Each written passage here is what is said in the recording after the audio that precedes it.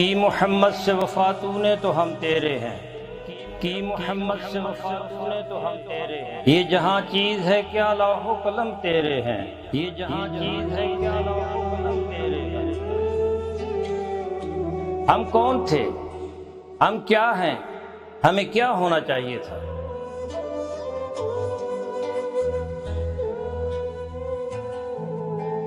ہمارے ماضی کی سطوت، ہمارے اسلاف کی اخلاقیات و روایات، ہمارا علمی ورثہ جسے ہم کھو چکے ہیں،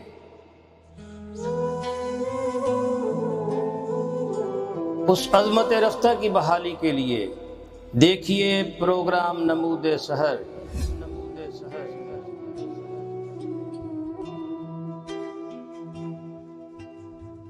This program is sponsored by Shama Banaspati and Cooking Oil, Wiz Wash, Gulistan Property Marketing, SM Foods, Volca Foods International, Muslim Group of Schools and Colleges, Al Kareem Builders, and Al Ghafoor Beverages.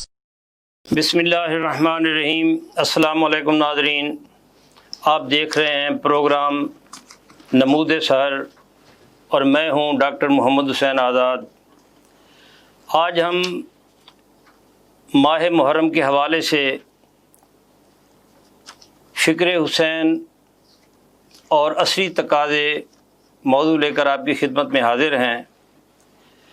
فکر حسین نسل نو کی dire need ہے، اس وقت اشد ضرورت ہے کہ جو فکر لے کر حضرت امام حسین علیہ السلام جو ہیں وہ کربلا تک پہنچے اور پھر اپنا پورے کا پورا کنبہ جو ہے انہوں نے شہید کرا دیا، تو یہ فکر، اس کی حقیقت کیا ہے، قرآن و حدیث کی روشنی میں کیا توجیہات موجود ہیں؟ آج اس موضوع پر گفتگو کرنے کے لیے میرے ساتھ موجود ہیں علامہ غضنفر حسنین توسوی، فاضل منہاج یونیورسٹی۔ میں آپ کو خوش آمدید کہتا ہوں۔ آپ ماشاءاللہ بہت اچھے خطیب ہیں، عالم ہیں اور نہایت ہی لطیف نکات کا استنباط کرتے ہیں، اور ان کے ساتھ تشریف فرما ہیں ہمارے علاقے کی پہچان شاکر حسین شاکر، شاعر ہیں، کالم نویس ہیں، ادیب ہیں، دانشور ہیں، مصنف ہیں، محقق ہیں، ریڈیو اور ٹی وی پر پروگرام کرتے رہتے ہیں۔ آج وہ اس موضوع پر گفتگو فرمائیں گے۔ میں ابتدا کرتا ہوں، آغاز کرتا ہوں علامہ غضنفر حسنین توسوی سے۔ آپ سے میرا پہلا سوال یہ ہوگا کہ یہ جو واقعہ کربلا ہے اس کی کیا حقیقت ہے؟ اس پر معترضین جو ہیں یا معاندین جو ہیں وہ اعتراضات کرتے ہیں کہ جناب یہ صرف تاریخ کے اوراق میں موجود ہے، جبکہ قرآن و حدیث کی روشنی میں اس کی کوئی حقیقت نہیں پائی جاتی۔ تو آپ ماشاءاللہ فاضل ہیں، اس پہ آپ ملکہ رکھتے ہیں، تو آپ سے گزارش کروں گا کہ اس کی حقیقی روح جو ہے قرآن و حدیث کی روشنی میں آپ ذرا ناظرین کو اس کی وضاحت ذرا پیش کریں۔ بسم اللہ الرحمن الرحیم۔ واقعہ کربلا اگر ہم اس کی تاریخی حیثیت بھی دیکھیں اور پھر اس حوالے سے قرآن و حدیث کا مطالعہ کریں تو جن لوگوں نے یہ اعتراض اٹھایا ہے کہ واقعہ کربلا صرف تاریخی ایک واقعہ ہے، تو اس تاریخ کو تاریخی واقعہ سمجھ کے پھر وہ اس کو پس پشت ڈال دیتے ہیں، اس کا اتنا تذکرہ نہیں کیا جاتا، اور کہا جاتا ہے کہ تاریخ میں کتنا سچ ہے، کتنا جھوٹ ہے، کیا حقیقت ہے، کیا فسانہ ہے۔ تو ان چیزوں کو سامنے رکھتے ہوئے بعض لوگ واقعہ کربلا محرم کے دنوں میں بھی اس کو صحیح معنوں میں بیان نہیں کرتے۔ اگر ہم قرآن پاک کا مطالعہ کریں، پھر قرآن پاک کے ساتھ آقا کے فرامین کا مطالعہ کریں، تو واقعہ کربلا کے بارے میں میرے آقا صلی اللہ علیہ وسلم نے حدیث پاک میں خود بیان فرما دیا تھا۔ واقعہ کربلا اگر حدیث کی روشنی میں اس کو دیکھیں تو امام حسین علیہ السلام، شہادت تو آپ کی ہوتی ہے سن 61 ہجری میں، اس کے آغاز میں، لیکن امام حسین علیہ السلام اس وقت چھوٹے تھے، آقا کی گود میں کھیلا کرتے تھے، تو میرے آقا نے اس وقت اپنی زبان مبارک سے بتا دیا تھا کہ یہ میرا بیٹا حسین یہ کون سی جگہ پہ شہید ہوگا، شہادت کا سال کون سا ہوگا، شہادت کا وقت کون سا ہوگا، شہادت کا دن کون سا ہوگا۔ تو عام طور پہ ہوتا یہ ہے کہ شہید جب شہید ہو جاتا ہے نا، اس کے بعد پتہ چلتا ہے شہادت کا دن کون سا ہے، شہادت کے بعد پتہ چلتا ہے کہ وقت کون سا ہے، شہادت کے بعد پتہ چلتا ہے کہ سن کون سا ہے۔ لیکن یہ آپ کی شہادت کی ایک ایسی انفرادیت ہے کہ آپ ابھی اپنی حیات ظاہری میں ہیں، ابھی بچپن میں ہیں، کہ آقا صلی اللہ علیہ وآلہ وسلم نے وہ سارا کچھ جو 1 ہجری میں ہونا تھا اپنے فرامین میں پہلے بتا دیا۔ اور اس کی طرف اگر ہم حدیث کی طرف چلیں تو صحیح بخاری میں بھی اس بات کی طرف اشارہ ملتا ہے۔ پھر ان احادیث میں مسند احمد بن حنبل ان کی مختلف احادیث میں تو وہ بھی واقعہ کربلا کے بارے میں بتاتی ہیں۔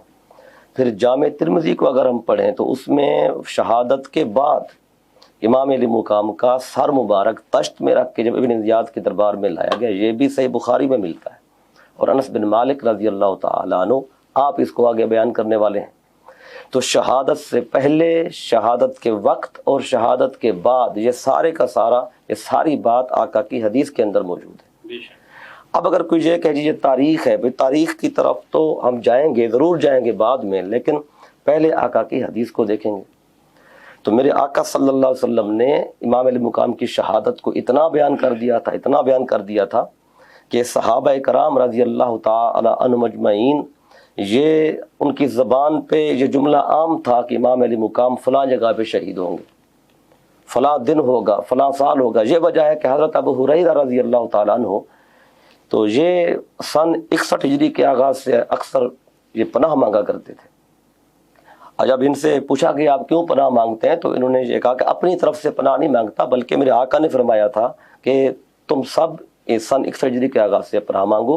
اور پھر وہ عمارت الصبیان کے الفاظ ہیں کہ جب نوجوان اوباش قسم کے لوگ جو ناتجربہ کار ہوں گے، جب وہ ممبر پہ بیٹھیں گے، مسندوں پہ بیٹھیں گے، اس دور سے بھی پناہ مانگو۔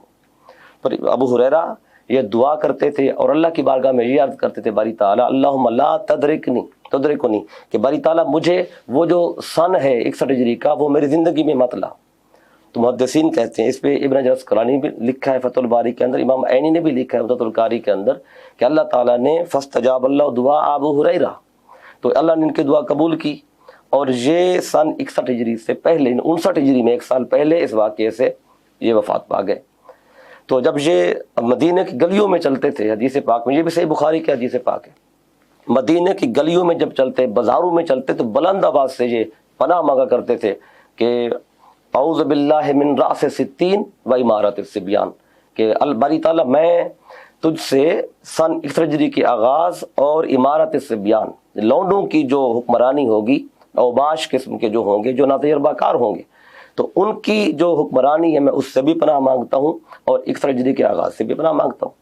پھر حدیث بخاری میں اس میں آگے جو الفاظ ہیں کہ مدینہ کی مسجد نبوی، اس میں بیٹھے ہوئے ہیں ابو ہریرہ اور ساتھ کچھ اور بھی لوگ بیٹھے ہوئے ہیں، کچھ صحابہ بیٹھے ہوئے ہیں، کچھ تابعین بیٹھے ہوئے ہیں۔ تو ان میں آپ بیٹھے ہوئے یہ فرماتے ہیں کہ میں نے آقا سے سنا، میرے آقا نے خود فرمایا تھا ہلاکت امتی علی ید غلمۃ، کہ من قریش، آقا نے فرمایا کہ میری امت کی جو ہلاکت ہے وہ قریش کے جو اوباش ہوں گے، جو ناتجربہ کار جوان ہوں گے، ان کے ہاتھ پہ ہوگی۔ اور پھر ابو ہریرہ فرماتے ہیں کہ میرے آقا نے ان کے بارے میں مجھے تفصیل سے بتایا اور حتیٰ کہ ان کے نام بھی بتائے، اور آپ فرماتے ہیں کہ اگر میں چاہوں تو وہ نام بتا بھی سکتا ہوں، لیکن میں نہیں بتاتا، کیوں کہ اگر میں نے نام بتا دیے تو قطع ھذا البلعوم، تو یہ میری گردن کاٹ دی جائے گی، کیونکہ جن کے نام میرے آقا نے بتائے تھے یہ حکومت انہیں کی ہے، یہ دور انہیں کا ہے، اگر وہ نام بتا دیے جائیں تو پھر انہوں نے مجھے ہی قتل کر دینا ہے۔ علامہ صاحب اس کا مطلب یہ ہوا کہ جو حضرت ابو ہریرہ کے پاس ایک گٹھڑی تھی، دوسری جو انہوں نے نہ کھولی، کہ اگر میں یہ کھول دوں، یہ بتا دوں تو لوگ میرا گلا کاٹ دیں۔ ابن سعد نے کہا کہ لوگ مجھے پتھر ماریں۔ تو آپ کی گفتگو سے یہ معلوم ہوا کہ یہ رسول اللہ صلی اللہ علیہ وآلہ وسلم نے سیدنا امام حسین کی شہادت کی پہلے ہی پیشین گوئی فرما دی تھی۔ سیدنا علی بھی فرماتے ہیں کہ ایک دن میں گیا تو رسول اللہ صلی اللہ علیہ وآلہ وسلم رو رہے تھے، یا رسول اللہ آپ کو کسی نے ایذا دی ہے یا کسی نے کوئی ایسی بات کی ہے جس کی وجہ سے آپ رنجیدہ ہیں؟ رسول اللہ صلی اللہ علیہ وسلم نے فرمایا کہ ایسی بات نہیں ہے. بات یہ ہے ناظرین کہ ابھی رسول اللہ صلی اللہ علیہ وسلم نے فرمایا کہ جبریل علیہ السلام ابھی میرے پاس سے گئے ہیں اور انہوں نے مجھے یہ خبر دی ہے کہ کربلا کی سرزمین جو ہے اس پر تیرا یہ نواسہ تیرا بیٹا حسین جو ہے وہ شہید کر دیا جائے گا، اور اگر آپ چاہیں تو میں وہاں کی مٹی جو ہے وہ آپ کو دکھا دیتا ہوں. آپ نے فرمایا کہ مجھے دکھاؤ، تو سیدنا جبریل علیہ السلام نے وہ مٹی جو ہے وہ رسول اللہ صلی اللہ علیہ وسلم کو دکھائی. تو جس وقت میں نے وہ مٹی دیکھی اس مقتل کی تو میری آنکھوں میں آنسو آ گئے.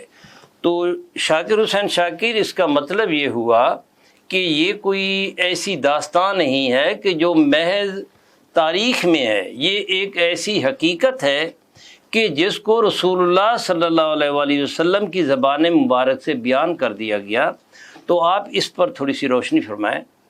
بہت شکریہ ڈاکٹر صاحب، اور میں شکر گزار ہوں مکس نیوز کا کہ یہ ایک ایسا موضوع ہے کہ جس پر بولنا بھی ثواب ہے، جس کو دیکھنا بھی ثواب ہے، اور جس کو سننا بھی عبادت ہے. امام حسین علیہ السلام اور ان کے رفقا کا جیسے ہی تذکرہ ہوتا ہے، ثانیہ کربلا کی جب بھی بات کی جاتی ہے، تو ابھی برادر من علامہ غضنفر توسی صاحب یہ کہہ رہے تھے کہ سن 61 ہجری کا یہ واقعہ ہے، یہ ثانیہ ہے. لیکن ہمارے ہاں تو آج بھی یہ تازہ ہے. ایسے محرم کا چاند نظر آیا اور گھروں میں صفیں بچھا دی جاتی ہیں، اور غم حسین ایسے گھروں میں اتر آتا ہے جیسے کوئی رحمت بن کر مسلمانوں کے دلوں پر وہ حکمرانی کرتا ہے. اور وہ جو بات آپ نے شروع کی حضرت جبرائیل علیہ السلام کی پیش گوئی سے، کربلا کی مٹی سے، اس مٹی کو دیکھ کر آپ رحمت اللہ للعالمین کا آپ دیدہ ہونا، آنکھوں سے آنسو آنا، اور پھر اس مٹی کو رسول رحمت کا حضرت ام سلمہ کے حوالے کرنا کہ یہ اس مٹی جب سرخ ہو جائے گی تو سمجھ لینا کہ میرا پیارا نواسہ شہید ہو گیا ہے. اور نواسہ کون؟ کہ جس کے بارے میں آپ نے فرمایا کہ میرے دونوں نواسے حسن و حسین جنت کے سردار ہیں. حسین مجھ سے ہے اور میں حسین سے ہوں. شبر و شبیر نام رکھا گیا، آپ نے کہا نہیں، ان کے نام جو اوپر سے آئیں گے حسن اور حسین رکھے جائیں گے.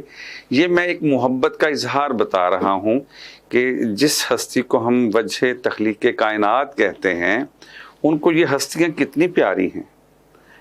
ان کا ان دونوں نواسوں کو ہنستے ہوئے دیکھ کر مسرور ہو جانا، اور ان دونوں کو دیکھ کر اداس ہو جانا. اور یہ ہماری کتنی بدبختی ہے کہ ایک واقعہ جو تاریخ کے اوراق میں بڑی خوبصورت بات کہی کہ کبھی نہیں ہوا، آج کے دن تک کوئی شخص اپنی موت کی پیش گوئی نہیں کر سکتا.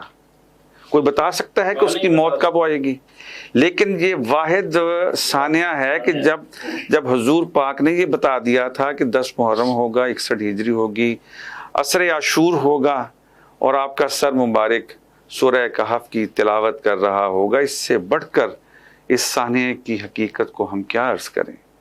یہ کوئی معمولی بات نہیں ہے. آپ نے پروگرام کے آغاز میں ڈاکٹر آزاد صاحب یہ کہا کہ عصر عاشور، عصر حاضر.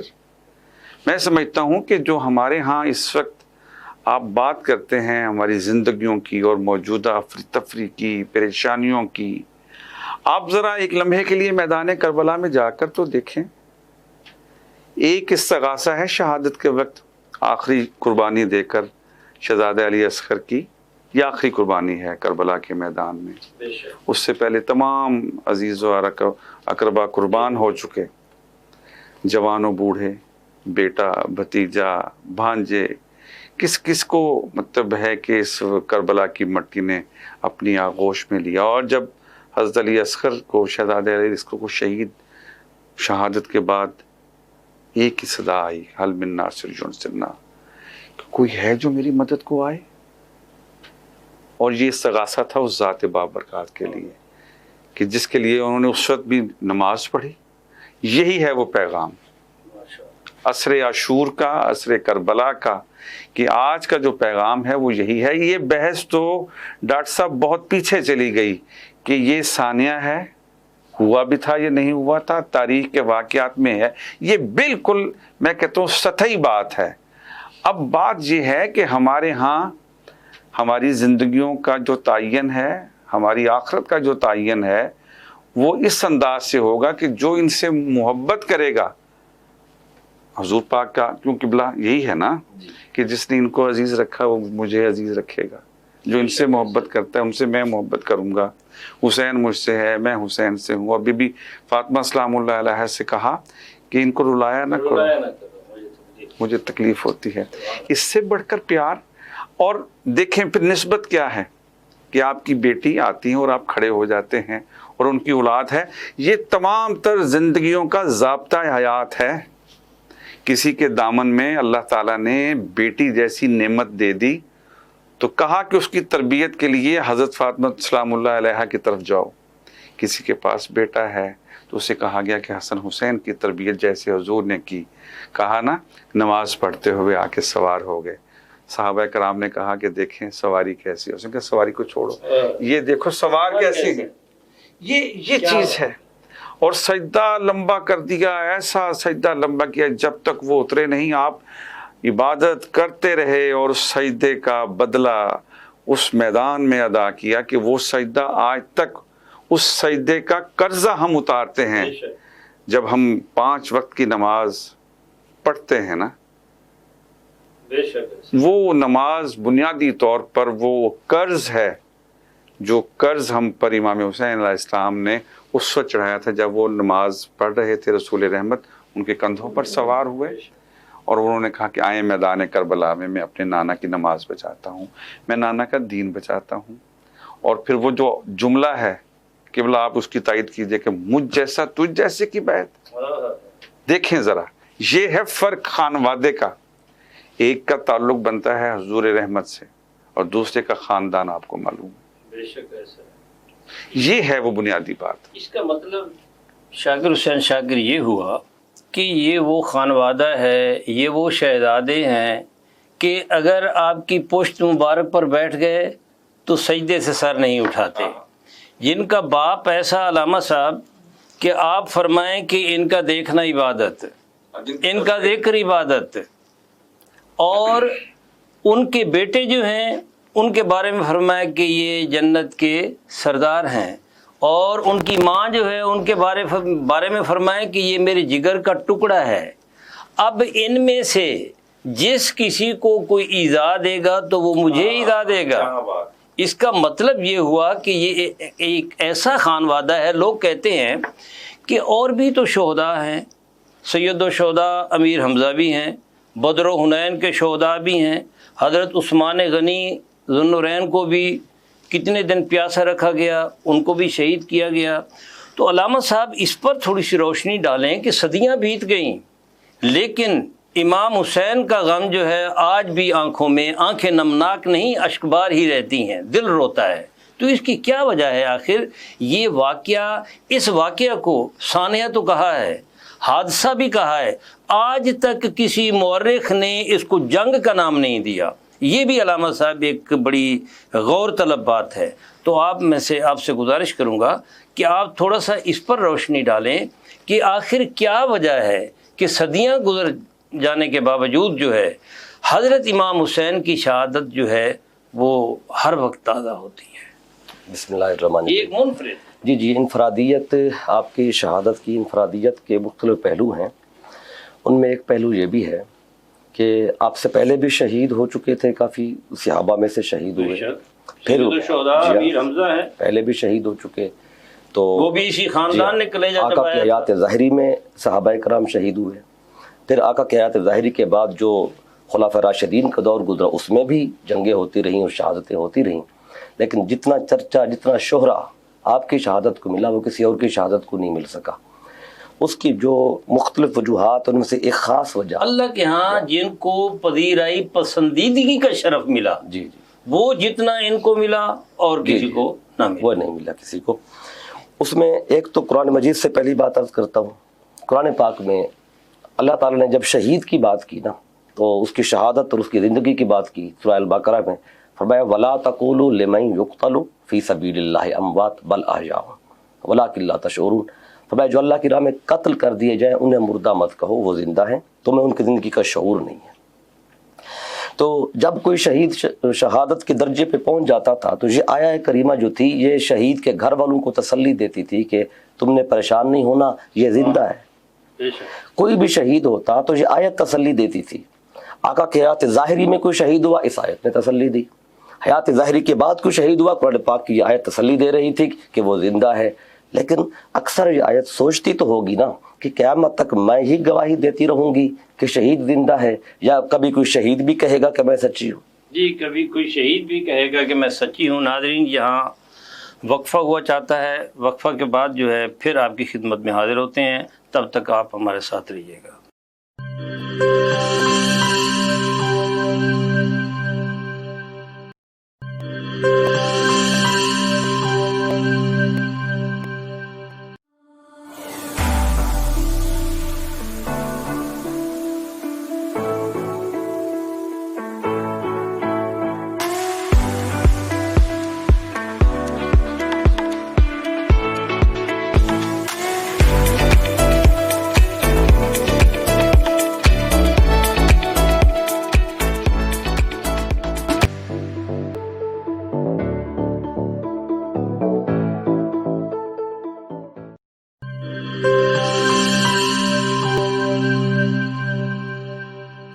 احتیاط کرنا، مہلک جراثیم اور وائرس سے بچاؤ آج کل کی اولین ترجیح ہے. جدید ویز ہینڈ واش کا موئسچرائزنگ اور اینٹی بیکٹیریل فارمولا ہاتھوں کو روزمرہ کے جراثیم ختم کرنے کے ساتھ ساتھ جلد کو رکھے نرم و ملائم اور کھردرے پن سے محفوظ. صابن پر لگے جراثیم ہاتھوں پر لگ جاتے ہیں، جبکہ ویز کی مکمل پیکنگ سے ملے آپ کو جراثیم سے حفاظت. فلو، کھانسی اور کرونا جیسے مہلک وائرس سے بچنے کے لیے ویز ہینڈ واش کا زیادہ سے زیادہ استعمال کیجیے. ویز لیکوڈ ہینڈ واش جدید ریسرچ کے بعد نقصان دہ کیمیکل سے پاک ہے. صاف رہو، خوش رہو. ویز واش، صفائی نصف ایمان ہے.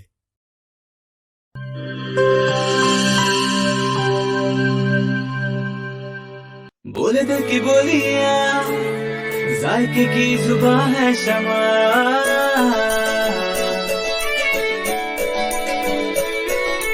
بولے بولے بولے بولے دل بولے، کوئی نشی آئی لو یو کہے.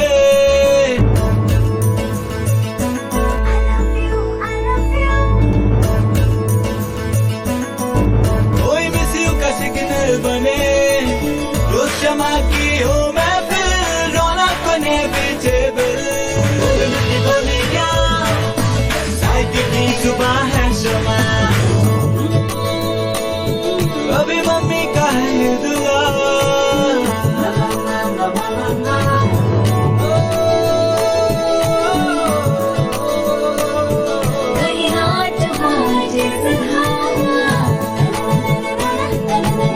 روز شمع کی ہو میں پھر رونق بنے پیچھے بل. بولے دل کی بولیاں، ذائقے کی زبان ہے شمع.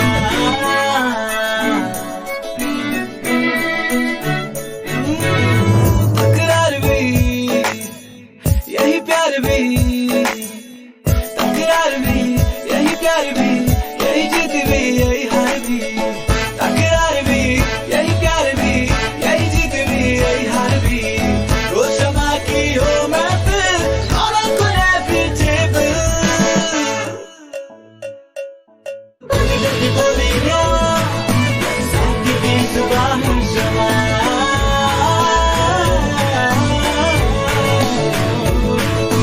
ذائقے کی زبان ہے شمع. وائس ہیلتھ فارمولا کے ساتھ شمع کوکنگ آئل اینڈ شمع بناسپتی. بولے دل کی بولی.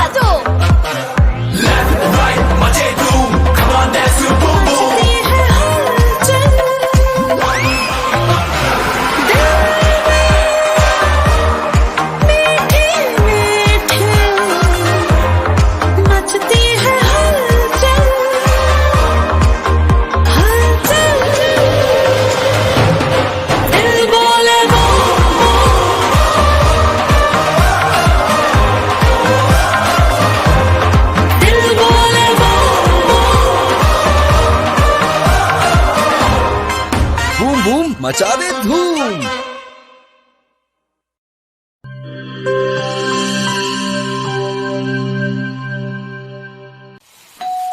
हो मेहमानों की आमद है, फिर आई शामत है। कुछ नया पकाओ, नया खिलाओ, खाने पे इम्प्रेशन जरा डट के जमाओ।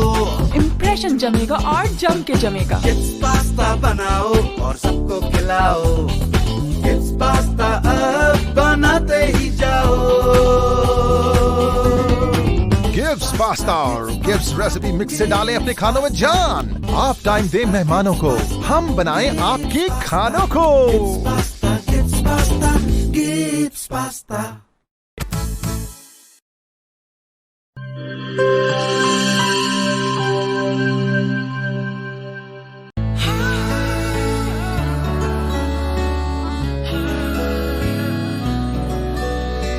इसकी लज्जत ऐसी जो सबके दिल को भाए, जो भी गिब्स स्विस रोल खाए इसी का हो जाए।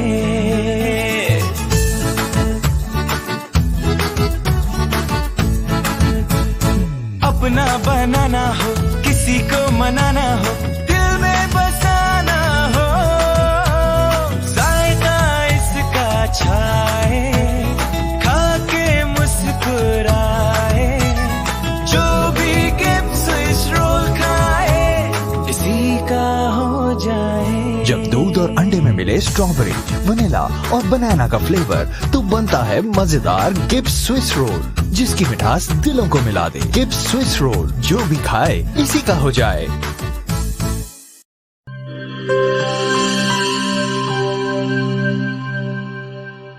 Welcome back Nadreen. हम अलामा साहब से पूछ रहे थे और आप बता रहे थे अलामा साहब कि ये जो अल्लाह की राह में शहीद होता है वो ज़िंदा होता है, और सैयद-उश-शुहदा अमीर हमज़ा के बारे में भी यही कहा जाता है कि मुद्दतों सहाबा आपकी कब्र अनवर पर जाते थे, सलाम करते थे, आप उनके सलाम का जवाब देते थे। तो आप फरमा रहे थे, अपनी बात को कंप्लीट कीजिएगा। तो मैं अर्ज़ कर रहा था कि हर शहीद की शहादत पर उनके घर वालों को कुरान मजीद की आयत तसल्ली देती थी कि वो ज़िंदा है, लेकिन बाज़ दफ़ा ये आयत सोचती तो होगी कि हमेशा मैं ही ये कहती रहूँगी कि शहीद ज़िंदा है, या कोई शहीद भी गवाही देगा कि मैं सच कह रही हूँ। तो ये शहादतें होती रहीं, लेकिन जब इमाम अली मुकाम इमाम हुसैन अलैहिस्सलाम आपकी जब शहादत हुई, उस सर अनवर तन से जुदा हुआ और नेज़े पे चढ़ा दिया गया, और फिर नेज़े पे जब आपका सर मुबारक था और वो काफ़िला जो अहले बैत तार का बचा हुआ काफ़िला था कि सरों के समेत जब दिमश्क की तरफ जा रहा था, तो उस सफ़र के दौरान एक शख्स आगे सूरह कहफ की तिलावत कर रहा था, और इस बात को मिनहाल बिन अमर बयान करते हैं। वो कहते हैं कि अल्लाह की कसम कि मैंने इमाम अली मुकाम के सर मुबारक को उस वक्त देखा था कि जब वो नेज़े के ऊपर उठाया गया था, और कहते हैं मैं दिमश्क में था और आपके सर अक़दस के सामने एक शख्स सूरह कहफ पढ़ रहा था, और वो इस आयत पे जब पहुंचा, हत्ता बालगा कौलुहु ताला कि अम हसिबता अन्न अस्हाबल कहफ वर रकीम कानू मिन आयातिना अजबा। जब इस आयत पे पहुंचे तो जिसमें अल्लाह ताला ने ये सवालिया अंदाज में बात की कि क्या आपने ये ख्याल किया है कि असहाब कहफ और रकीम जो उनका वाक़या बड़ा अजीब है। जब वो इस पे पहुंचे, सर हुसैन नेज़े पे बोल पड़ा। सुभान अल्लाह ने उनको बोलने की ताकत अता फरमाई, और आपने नेज़े पे सर मुबारक है तो काला फन तरकल्लाहु रअसा बिलिसान ज़राबिन फ़काला आजबु मिन अस्हाबिल कहफ कत्ली व हमली। आप फरमाते हैं तुम ये सोच रहे हो कि असहाब कहफ और रकीम उनका वाक़या बड़ा अजीब था। आप फरमाते हैं कि मेरा सर तन से जुदा हो जाना, कत्ल हो जाना और मेरे सर का नेज़े पे चढ़ा देना, ये उससे असहाब कहफ और रकीम से भी ये अजीब तर बात है। इस वाक़े को जब लोगों ने देखा, और एक ईसाई वो उधर से वो जब उनके साथ जा रहा था काफ़िले के साथ, तो उसने जब ये सर हुसैन को नेज़े पे कलाम करते देखा, तो रिवायात में आता है कि वो आपके इस करामत को देखकर उसने ईसाइयत से तौबा करके इस्लाम कबूल कर लिया। तो पहले आयत तसल्ली देती थी कि शहीद ज़िंदा है, تو یہ سوچتی تھی کہ کوئی شہید بھی بولے گا تو امام علی مقام نے کا سر نیزے پہ تھا، لیکن وہاں رہ کے آپ نے کلام کیا تو دنیا کو بتا دیا آیت سچی ہے، شہید زندہ ہوتے ہیں۔ یہ ایک انفرادی خصوصیت تھی آپ کی کہ آپ کی شہادت جو ہے وہ اس کا چرچا ہر دن بڑھ رہا ہے، ہر آنے والا دن۔ اس کی وجوہات میں ایک وجہ تو یہ تھی جو میں نے آپ کے گوش گزار کی، اور وجوہات کو دیکھیں تو میرے آقا صلی اللہ علیہ وسلم نے چونکہ اپنی حیات میں بتا دیا تھا تو شہادت سے پہلے چرچا آپ کا شروع ہو گیا تھا۔ شہید نہیں ہوئے تھے ابھی، لیکن صحابہ کہتے تھے کہ ہم پہچانتے تھے اس مقام کو جہاں اپنے شہید ہونا ہے۔ تو مولا علی شیر خدا علیہ السلام آپ جب صفین کے لیے جا رہے تھے، اور صفین کی جنگ آپ کی شہادت سے، مولا علی کی شہادت سے 2 سال پہلے کا واقعہ ہے، تو جب آپ فرات کے کنارے پہ پہنچے تو وہاں پہ کھڑے ہو کے آپ نے بلند آواز سے فرمایا اصبر یا ابا عبداللہ، اصبر یا ابا عبداللہ، کہ اے ابو عبداللہ صبر کر صبر کر۔ تو ساتھ جو آپ کے اصحاب تھے انہوں نے عرض کیا کہ اے امیر المومنین، جہاں تو ابو عبداللہ یعنی کہ جو کنیہ تھا امام حسین علیہ السلام کی، وہ تو جہاں پہ موجود نہیں ہے، تو آپ ان کو کہہ رہے ہیں کہ آپ صبر کریں، تو وجہ کیا ہے؟ تب آپ نے فرمایا کہ ایک دن میں آقا کی خدمت میں حاضر ہوا، میرے آقا صلی اللہ علیہ وسلم بیٹھے ہوئے تھے اور آقا کی آنکھوں سے آنسو جاری تھے۔ میں نے عرض کیا آقا ما اغضبک احد، کسی نے آپ کو غضبناک کیا ہے کہ کسی بات پہ آپ کو غصہ آیا ہے؟ آقا فرماتے ہیں نہیں، بلکہ بات یہ ہے کہ ابھی جبریل جہاں پہ آیا تھا اور اس نے آ کے مجھے بتایا تھا کہ آپ کی امت آپ کے شہزادے حسین کو قتل کر دے گی، اور پھر اس نے کہا کہ اگر آپ چاہیں تو میں آپ کو اس مٹی کو لاتا ہوں، آپ اس کو سونگ بھی لیں۔ تو وہ مٹی جبریل لایا اور مجھے دی، پھر آپ نے وہ مٹی حضرت ام سلمہ علیہ السلام ام المومنین ان کو عطا فرما دی، اور آپ نے اپنے دوپٹے کے کونے میں اس کو باندھ لیا۔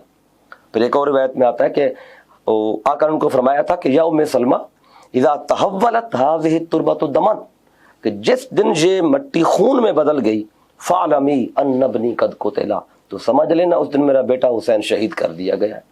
تو آپ فرماتی ہیں یہ آقا صلی اللہ علیہ وسلم 10 ہجری میں آقا کا وصال ہو رہا ہے اور 61 ہجری میں واقعہ پیش آ رہا ہے، تو 50 سال تک ام المومنین نے یہ مٹی سنبھال کے رکھی، اور آپ فرماتی ہیں میں ہر روز اٹھ کے یہ مٹی دیکھتی تھی کہ کہیں خون میں تو نہیں بدل گئی۔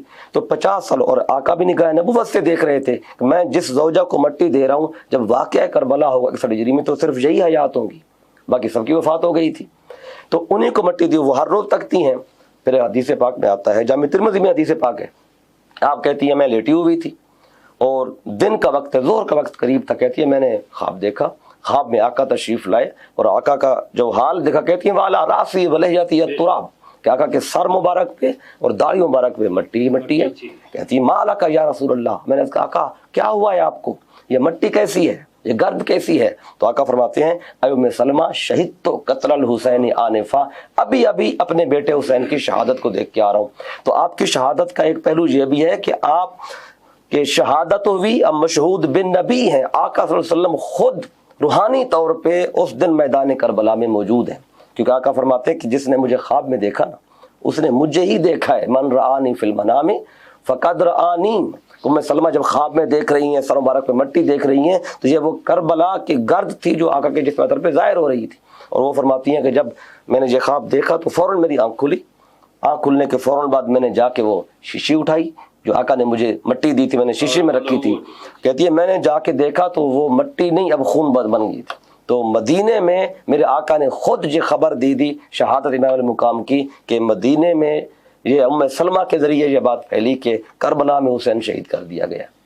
اس کا مطلب علامہ صاحب یہ ہوا کہ رسول اللہ صلی اللہ علیہ وسلم نے آپ کی شہادت کی خبر پہلے ہی دے دی، سیدنا علی کی بھی دے دی تھی کہ جس دن آپ کی داڑھی جو ہے وہ لہو ہو جائے گی، داڑھی پہ لہو بہے گا تو آپ کی شہادت ہو جائے گی، اور صحابہ کی بھی دی۔ ایک صحابی کے بارے میں آتا ہے اس نے کہا کہ جی مجھے اٹھا کر اس قلعے میں پھینک دو، وہی بہت زیادہ آگے نیزے ہیں تلواریں ہیں، انہوں نے کہا رسول اللہ صلی اللہ علیہ وسلم نے فرما دیا ہے کہ تم فلاں مارکے میں شہید ہو گئے، اس لیے میں شہید نہیں ہو سکتا۔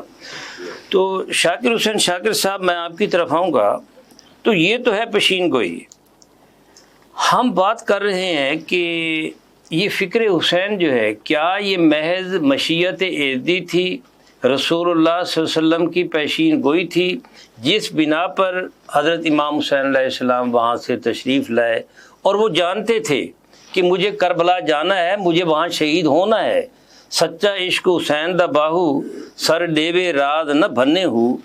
लेकिन कुछ वजूहात हैं, कुछ असबाब हैं जो हज़रत इमाम हुसैन अलैहिस्सलाम के जहन में मौजूद थे कि ये इसको हराम को हलाल किया जा रहा है, हलाल को हराम किया जा रहा है। तो वो कौन सी फ़िक्र थी जिस फ़िक्र ने मदीना से फिर मक्का से आपको निकलने पर मजबूर किया और फिर अपने खानवादे के साथ है, उस फ़िक्र पर आप थोड़ी सी रोशनी। बड़ा अहम सवाल है डॉक्टर साहब। जोश मलिक आबादी ने कहा था इंसान को बेदार तो हो लेने, इंसान को बेदार तो हो लेने दो, हर कौम पुकारेगी हमारे हैं हुसैन। अब इस शेर में बज़ाहिर वो शायर हैं, लेकिन वो एक फ़लसफ़ी भी हैं, वो दानिश्वर भी हैं। उसने हर कौम का कहा है, मुसलमान का नहीं कहा। कि इंसान को बेदार तो, यानी कि इंसानियत जहाँ जहाँ पर बेदार होगी वो इमाम हुसैन अलैहिस्सलाम का के बारे में कहेगा हमारा है हुसैन।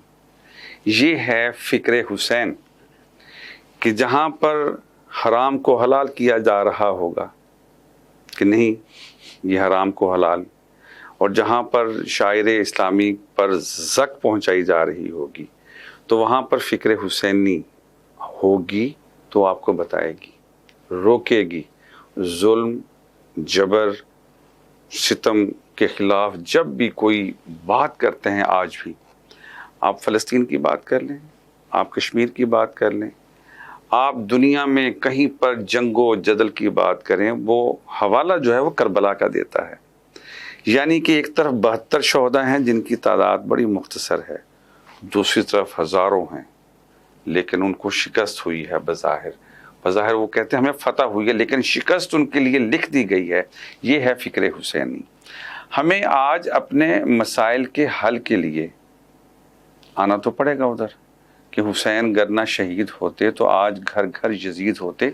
ये जो हमें इंसान की पहचान है, बेटी है, बहन है, माँ है, ये फ़िक्र हुसैन ने दी है।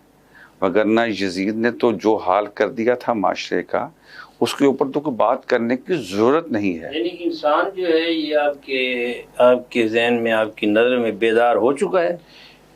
देखें, जो हुसैनी है वो बेदार है, जिसने हुसैन अलैहिस्सलाम की तालीमात को समझ लिया है, और अगर समझने के बावजूद वो रियलाइज़ नहीं कर रहा तो उसको अपने आप पर गौर करना चाहिए, नज़र सानी करनी चाहिए। ये तो रहमत का दरवाज़ा है, करम का दरवाज़ा है, खुला हुआ है। इसमें अगर आप आना चाहें तो आ जाएं। और अगर आप समझते हैं कि आप इमाम हुसैन, देखें ना, अबू अल्लाह मौदूदी ने ये कहा था कि सवाल ये नहीं है कि इमाम हुसैन अलैहिस्सलाम ने यजीद की बैत ने क्यों नहीं की, सवाल ये है कि आखिर यजीद उनकी बैत क्यों लेना चाह रहा था। ये बुनियादी तौर पर ये नुक्ता है कि इमाम हुसैन अलैहिस्सलाम को पता था ना, वही जो बात मैंने जो पिछले सवाल के आखिर में मैंने जो एक आखिरी लाइन कही थी कि मुझ जैसा तुझ जैसे की बैत कैसे कर सकता है, उन्हें मालूम था। और ये कोई मामूली बात नहीं है, मामूली वाक़या नहीं है, जिसकी पेशगोई जो है हुजूर अपनी ज़िंदगी में कर रहे हैं, और इमाम हुसैन अलैहिस्सलाम को भी मालूम था। अच्छा, ये पूरा खानवादा ऐसा ही है। आप देख लें वाक़या करबला के बाद, शाम गरीबा का मंजर देख लें, बेवा हुर खाना लाती हैं, पानी लाती हैं। ईसार का जो ईसार का एक पहचान है ना इस ख़ानदान की, तो उसने बीबी ने अली की आवाज़ में कहा कि अब हमारे पास कुछ नहीं है इसबाब, सब कुछ लुट चुका है, शहीद हो चुके हैं, आगे मत बढ़ो। तो बेवा हुर ने कहा कि मैं तो आपके लिए खाना लाई हूँ, पानी लाई हूँ। तो हज़रत ज़ैनब सलामुल्लाह अलैहा ने सबसे पहले अपनी भतीजी हज़रत सकीना को पानी दिया। उसने कहा मुझे पानी, उसने कहा सबसे छोटी हो, उसने छोटी है तो फिर अली असगर छोटा है। ये देखें कि तरबियत का अंदाज़ देखें और रहमत का अंदाज़ देखें कि शब आशूर कहा जा रहा है कि मैं चिराग बुझा रहा हूँ, जिसने जाना है चला जाए, कोई पाबंदी नहीं है। लेकिन क्या अजीब मौजज़ा है कि जब चिराग रोशन हुआ है तो लोग मौजूद हैं। इसका मतलब ये है कि सारे के सारे हुसैनी इधर थे और जो यजीद के मानने वाले थे वो उधर थे। آج ہم یہاں بیٹھے ہوئے ہیں، ہماری مجال کیا، ہماری اوقات کیا، ہمارے لفظ کیا، ہم کچھ نہیں ہیں، لیکن اتنا تو ہے کہ ہم حق کے ساتھ تو کھڑے ہیں، ہم آج حق کی بات تو کر رہے ہیں نا. یہ بھی میں سمجھتا ہوں بڑا معجزہ ہے، یہ ان کی عطا ہے. یہ ان کی عطا نہ ہوتی تو شاید یہ پروگرام بھی نہ کر رہے ہوتے، آج آپ کسی اور موضوع پر کر رہے ہوتے. یہ عطا ہی تو ہے کہ ہم حسین حسین کر رہے ہیں. شاہ است حسین، بادشاہ است حسین، دین است حسین، دین پناہ است حسین.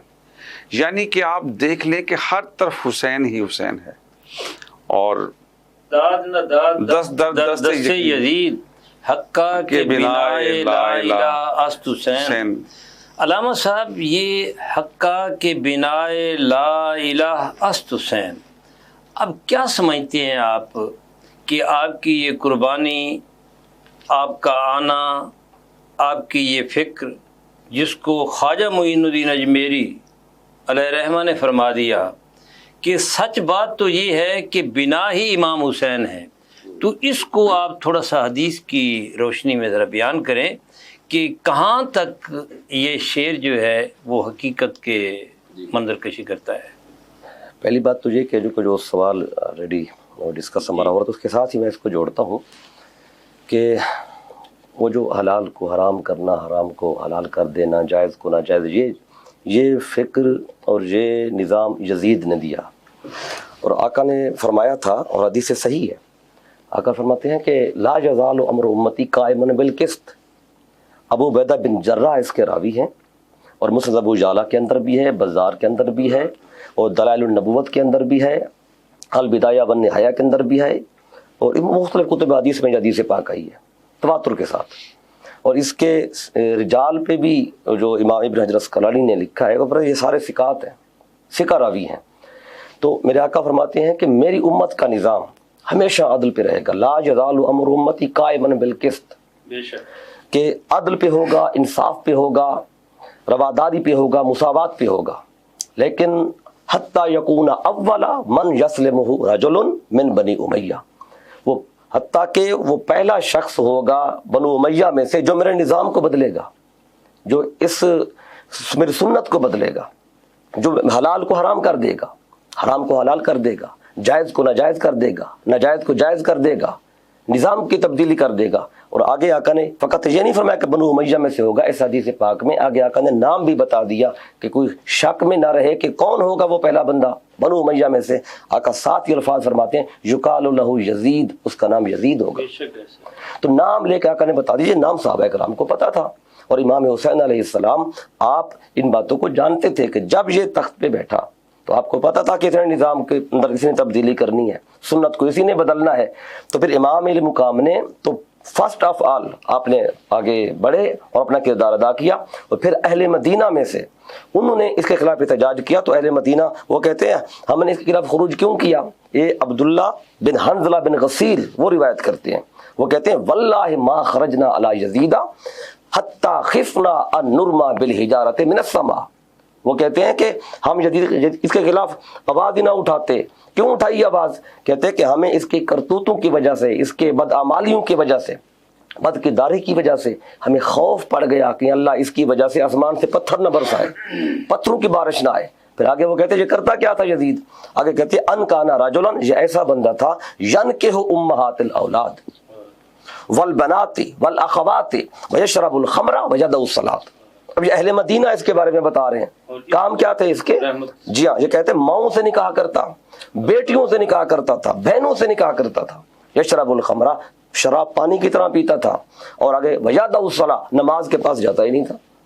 تو یہ اس کا کردار کو اہل مدینہ نے بتایا ہے کہ جب اس کا یہ معاملات سارے، یہ تو امام علی مقام نے پہلے دیکھ لیا. اور آپ نے سب سے پہلے آپ نے مدینہ چھوڑا، کیونکہ آپ کو پتا تھا کہ جب اس کی طرف سے وہ قاصد پہنچے کہ بیعت لینی ہے، تو آپ نے فرمایا کہ میں اگر مدینے میں رہا تو میری وجہ سے اس کی حرمت پامال نہ ہو جائے. مدینہ چھوڑ دیا، مکہ تشریف لائے.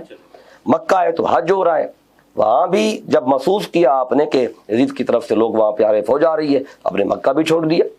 اہل مکہ کہتے رہے کہ حج کر لیں پھر اس پہ ڈسکس کرتے ہیں، آپ کے ساتھ چلنا ہے کیا ہے. آپ نے فرمایا کہ حج ہوتے رہیں گے، لیکن اس وقت مصطفیٰ کے دین کو خطرہ ہے، کیونکہ خواجہ میر نے جب آپ کا ذکر کیا نا تو یہ نہیں فرمایا کہ حسین مذہب کا نام ہے، آپ نے فرمایا کہ دین است حسین، حسین دین ہے۔ بے شک آج ہمارے جو نصاب کی کتابیں ہیں نا ان کے اندر بھی یہ جملہ لکھا ہوتا ہے، یہ ہمارا مذہب اسلام ہے، حالانکہ اسلام مذہب نہیں ہے، دین ہے، اسلام تو دین ہے۔ علامہ صاحب اس کے بعد ہم یہیں سے شروع کریں گے۔ تو اس میں شک نہیں ہے کہ رسول اللہ صلی اللہ علیہ وسلم نے بنو امیہ کا لفظ بھی استعمال کیا، یزید کا بھی استعمال کیا، آپ نے تو شمر کا نام بتا دیا تھا کہ ایک حدیث میں آتا ہے کہ ایک سفید کتا جو ہے میرے اہل بیت میں منہ مار رہا ہے، دوسرے میں آتا ہے کہ ایک یہ سفید داغوں والا جو ہے وہ میرے اہل بیت کا لہو بہا رہا ہے، تو اس میں لکھتے ہیں کہ اس کو برس کے نشان تھے۔ تو رسول اللہ صلی اللہ علیہ وسلم نے تو یہ پہلے ہی فرما دیا تھا۔ ناظرین، یہاں ہم مختصر وقفہ لیتے ہیں اور اس کے بعد پھر آپ کے پاس آتے ہیں، تب تک کے لیے آپ ہمارے ساتھ رہیں اور اس گفتگو کو ہم علامہ صاحب سے پھر شروع کرتے ہیں۔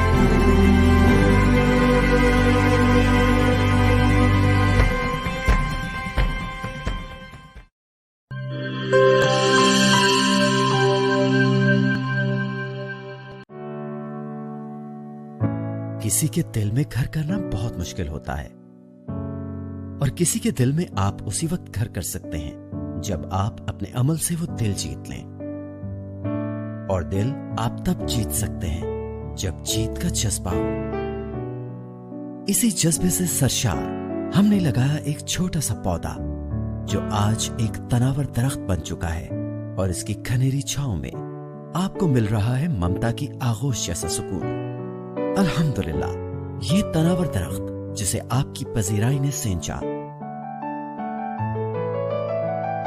گلستان پراپرٹی مارکیٹنگ اپنی گھنی چھاؤں کو پھیلاتے ہوئے ایک اور شاخ کے زیر سایہ آپ کو دے رہا ہے سونی دھرتی ہاؤسنگ اسکیم، وہ بھی مکمل رہائشی سہولیات کے ساتھ۔ آپ کے دل کی دھرتی پر ہمارا گھر، اور سونی دھرتی پر آپ کا گھر۔ رابطے کے لیے 03000 777 200 03000 222 402۔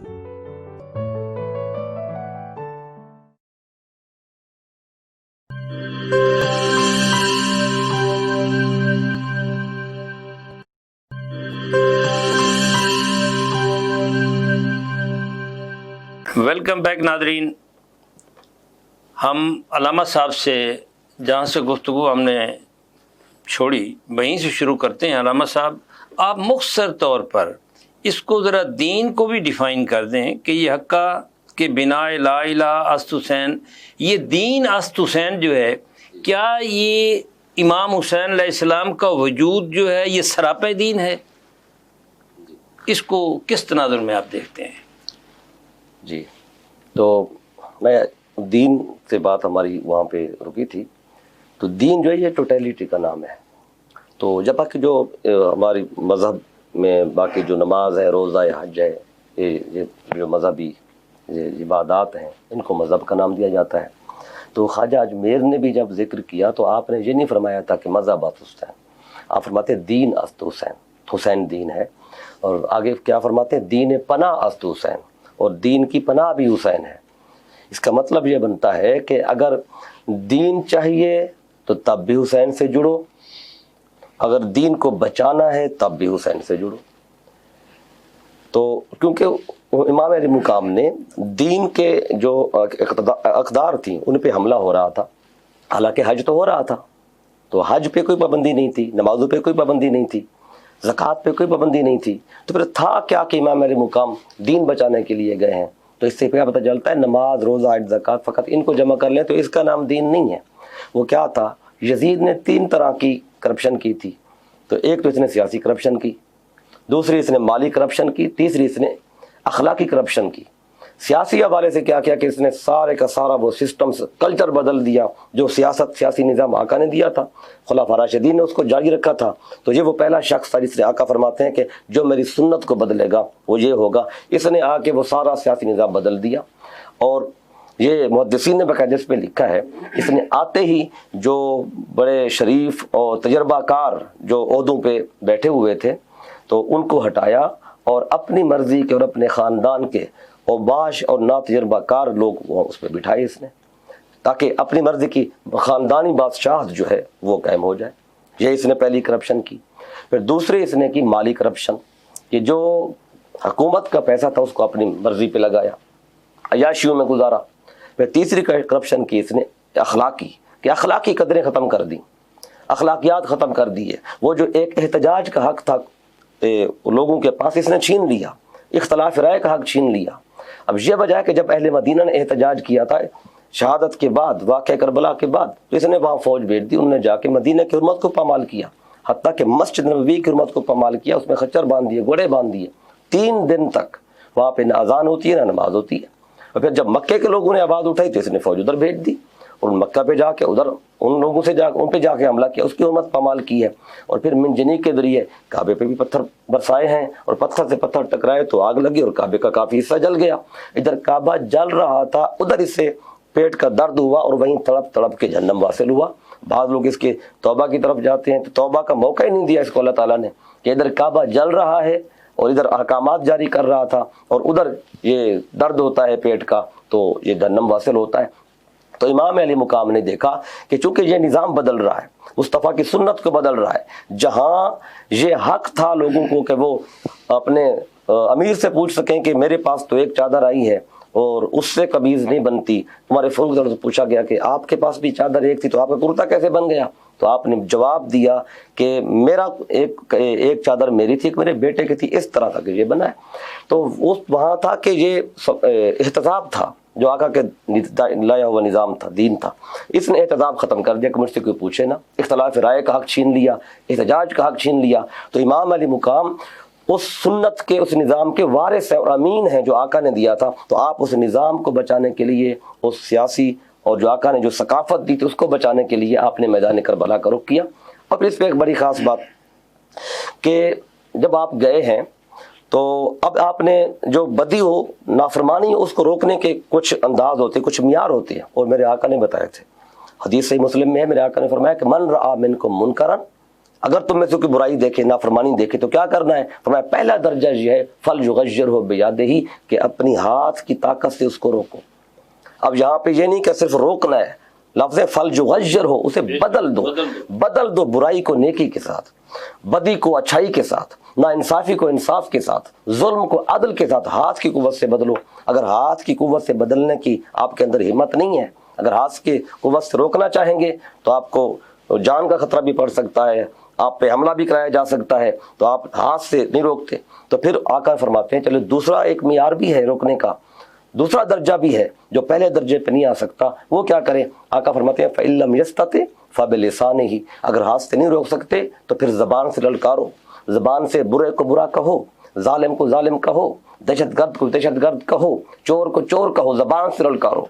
और अगर ज़बान से भी बोलते हुए परेशानी है कि मेरी नौकरी चली जाएगी और मुझे वो ये छोटे मोटे काम है ये नहीं हो पाएंगे, वो कहेगा जी मेरे खिलाफ ज़बान खोली थी। तो आका फरमाते हैं फिर तीसरा दर्जा भी है, वो है फ़इल्लम यस्तति फ़बिक़ल्बिही, तो फिर उसको दिल में बुरा जान, दिल में उससे नफरत कर, उसको सपोर्ट ना कर, उसकी पार्टी ना बन, उससे अलायंस ना कर। तो ये 3 दर्जे हैं।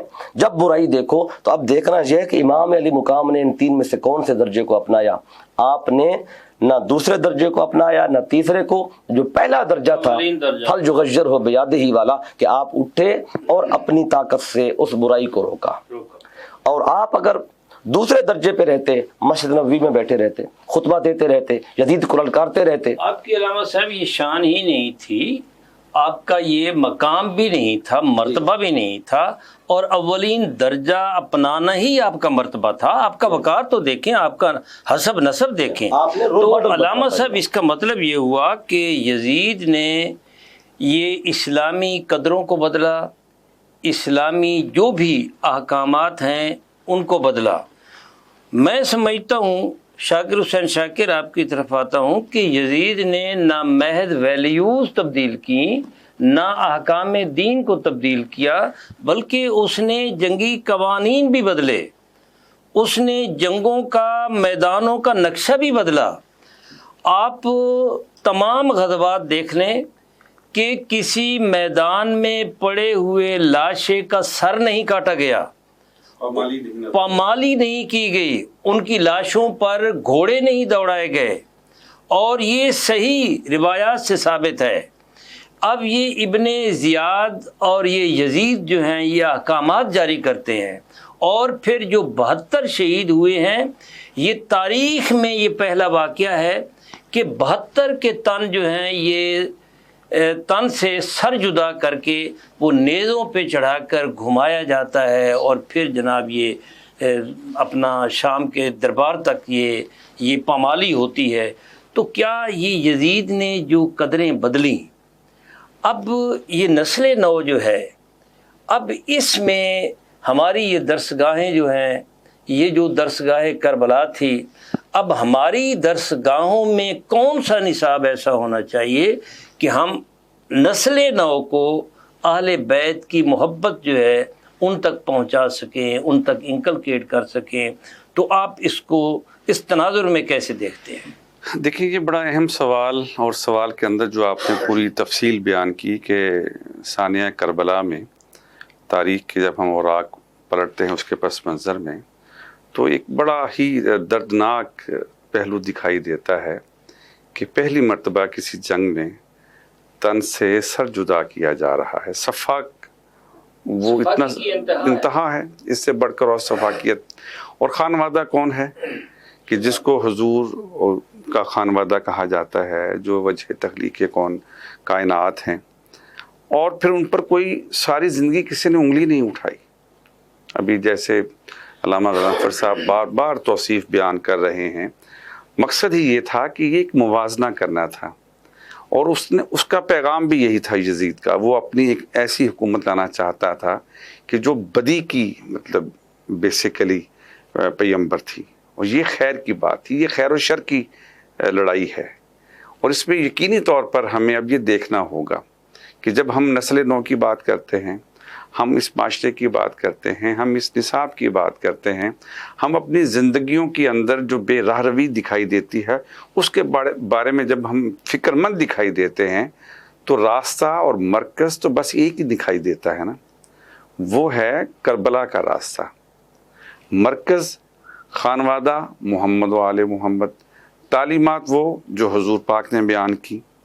अब उसके बाद तो मेरा ख़्याल है कि ये बात बिल्कुल मुकम्मल हो जाती है कि अगर कोई ये समझता है कि वो हक़ पर रहना चाहता है, खैर के रास्ते पर चलना चाहता है, और सबसे अहम बात ये है कि वो जुर्रत और सच का अलंबरदार बनना चाहता है, तो उसको मैदान करबला में आकर इमाम हुसैन अलैहिस्सलाम के पैगाम को देखना होगा।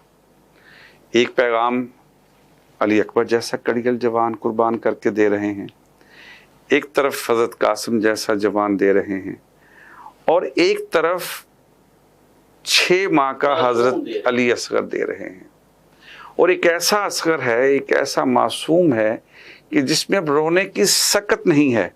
और देखें कि जब वो मैदान में लेकर आए हैं तो हजरत अली असगर का जो वजूद है वो कुरान की तरह है, और उठाया हुआ उन्होंने कहा अच्छा अब तुम अपने हाथों में कुरान लेकर आ गए हो, हम कुरान से भी मुतासिर। मतलब ये है कि उस वक्त उन्होंने कुरान का भी इनकार किया बादुन नजर में, क्योंकि उनको मालूम नहीं था। अब आप देखें कि ये एक बाप के लिए कितनी बड़ी कुर्बानी थी, कितना बड़ा इम्तिहान था कि औलाद को भी शहीद कर दिया, खुद के बारे में भी पता है कि मुझे शहीद होना है, बहनों के बारे में भी पता है, वक्त के इमाम थे, उनको पता था कि मेरे बाद क्या होना है। और फिर शाम के बाज़ारों में शरीकतुल हुसैन हज़रत ज़ैनब सलामुल्लाह अलैहा के जो खुतबे हैं, वही तो खुतबे हैं जिन्होंने वो सारा वाक़या हम तक पहुंचाया, और जो दीन अब तक हमारे पास मौजूद है उन खुतबों की वजह से है। ये है वो पैगाम, उन खुतबों को हजूर सल्लल्लाहु अलैहि वसल्लम की उस पेशगोई के पस मंज़र को, सानिया करबला के तमाम जुज़ियात और तमाम चीज़ों को इकट्ठा करके हमें ना सिर्फ निसाब का हिस्सा बनाना चाहिए, बल्कि एक गैर जानिबदार, गैर मुतनाज़िर फ़िरका वारियत से पाक तारीख़ की ज़रूरत है, जिसमें ये वाज़े किया जाए कि इमाम हुसैन अलैहिस्सलाम का खानवादा और यजीद का खानवादा, बस बात तो इतनी सी है कि दोनों घरों का मुवाजना कर लिया जाए।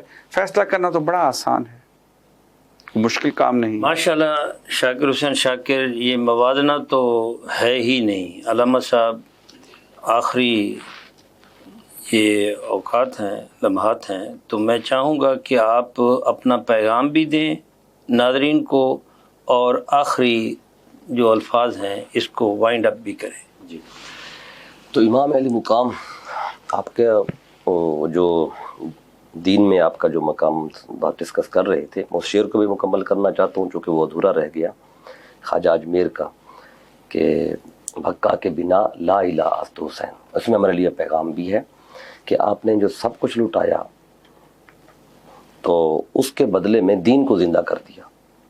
जो अखलाकी कदरों की बात की हमने, और सियासी करप्शन की बात की, माली करप्शन की बात की, ये सारे का सारा, ये यजीद तो एक शख्स था लेकिन ये निज़ाम दे गया पूरे का पूरा। फिर इमाम अली मुकाम ज़ाहिरन तो एक हस्ती है लेकिन एक पूरी की पूरी फ़िक्र दे गया, जिसे हुसैनियत कहा जाता है। तो ये दोनों जो नज़रियात हर दौर में रहेंगे, आज भी जो एग्जिस्ट करते हैं। तो जिसकी ज़िंदगी में और जिसके तर्ज़ हुक्मरानी में वो यजीदी फ़िक्र की सिफ़ात हो, तो वो अपने वक्त का यजीद होगा। वो जो बात है ना कि कत्ल हुसैन असल में मर्गे यजीद है, इस्लाम जिंदा होता है हर करबला के बाद। ये वही बात कर रहे हैं, उसी बात की ख्वाजा अजमेर ने उसी की तरफ इशारा फरमाया है। तो अब वो उन सारी चीज़ों को जमा करें, वो यजीद इन सारी चीज़ों का बानी था, और इमाम अली मुकाम ने जो फ़िक्र दी वो आज वो फ़िक्र भी मौजूद है और यजीदी फ़िक्र भी मौजूद है। ये दोनों हमेशा रहेंगी, साथ साथ चलती रहेंगी। और जिसके अंदर ये जो 3 सिफात मैंने आपको बताई हैं कि सियासी करप्शन, माली करप्शन और फिर अखलाकी कदरें, उनको पामाल करना, जो भी अपने दौर हुकूमत में ये करेगा वो अपने वक्त का यजीद होगा, और जो इन बदियों के ख़िलाफ़, पलीदियों के ख़िलाफ़ आवाज़ उठाएगा वो अपने वक्त का हुसैन का ग़ुलाम होगा, वो अपने वक्त का हुसैनी होगा। तो ये दोनों आज भी ये फ़िक्र एग्जिस्ट करती है। आप देख लें, अब बादशाहाना ज़िंदगी, वो निज़ाम, वो जिसका बुनबानी यजीद है, तो आज भी वो निज़ाम, वो फ़िक्र एग्जिस्ट कर रही है। ख़ानदानी बादशाहत, फिर एहतजाज का हक़ छीन लेना, इख्तिलाफ़ राय का हक़ छीन लेना, ये सारा सिस्टम आज भी पाया जाता है। तो इसलिए आज भी ज़रूरत इस अमर की है कि इस तागूती और ये जो ज़ालिमाना सोच है इसके खिलाफ आवाज़ उठाई जाए। जो आवाज़ उठाता है वो पक्का हुसैन का ग़ुलाम है। आप थोड़ा सा कोई नस्ल नौ के लिए भी आप अपना पैगाम देना। जी, उसमें तजवीज़ करते हैं जी, उसमें पैगाम यही है कि जब आज हम बात करते हैं इमाम अली मुकाम की, तो यही बात होती है कि इमाम अली मुकाम ने दीन के लिए अपना सब कुछ लुटाया, शरीयत के लिए सब कुछ लुटाया, हदूदुल्लाह की हिफाजत के लिए सब कुछ लुटाया। तो ये तो हम बयान करते हैं, महफिल में होता है, हर जगह पे होता है, जहाँ बैठते हैं कि इमाम अली मुकाम ने दीन के लिए सब कुछ लुटाया है। यहाँ तक जुमला है पैगाम के लिए, और सारे सुनने वालों को, देखने वालों को ये पैगाम دینا چاہتا ہوں کہ اگر قیامت کے دن امام علیہ مقام نے یہ بات ہم سے پوچھ لی کہ میں نے تو دین کے لیے اور شریعت کے لیے، حدود اللہ کی حفاظت کے لیے اپنا سارا خانوادہ قربان کر لیا، لیکن دین بچا کے تمہیں دے دیا، دین تم تک پہنچا دیا، جسے خواجہ اجمیر کہتے ہیں حقا کہ بنا لا الہ حسین، کہ کربلا کے بعد لا الہ کی بنیاد حسین بنے۔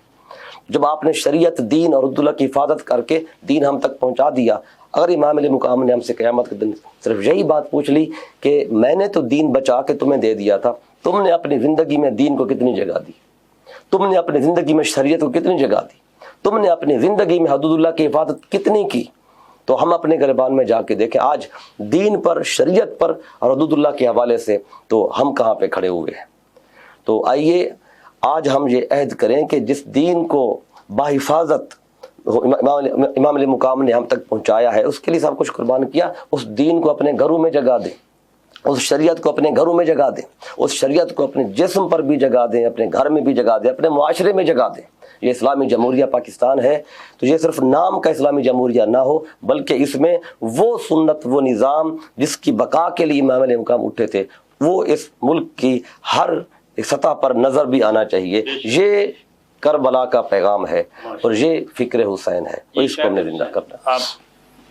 میں تو یہی سمجھتا ہوں کہ جو بات قبلہ غضنفر صاحب کر رہے تھے، اس دوران میں نے جو شعر پڑھا تھا، وہی شعر اصل میں ہماری اساس ہونا چاہیے کہ قتل حسین اصل میں مرگ یزید ہے، اسلام زندہ ہوتا ہے ہر کربلا کے بعد، کہ جہاں پر بھی کسی بھی قسم کی کوئی کربلا بپا کی جا رہی ہو تو آپ کو فلسفہ حسین کی طرف آنا چاہیے، اور ہمارے مسائل کا حل وہی ہے کہ وہ کربلا سے لے کر ایک جو سفر مدینے سے اور مکہ سے شروع ہوا، جو مدینے کی گلیوں میں، مسجد نبوی میں آپ کے بچپن، آپ کی پیدائش، اور اس کے بعد حسین و منی وانا من الحسین، یہ سفر کو معمولی سفر تو نہیں ہے۔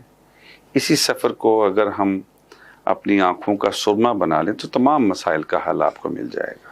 ماشاءاللہ شاکر حسین شاکر، آپ تشریف لائے، میں آپ کا بہت شکر گزار ہوں، اور علامہ غضنفر حسنین توسیع صاحب آپ لاہور سے تشریف لائے، میں آپ کا بھی شکریہ ادا کرتا ہوں۔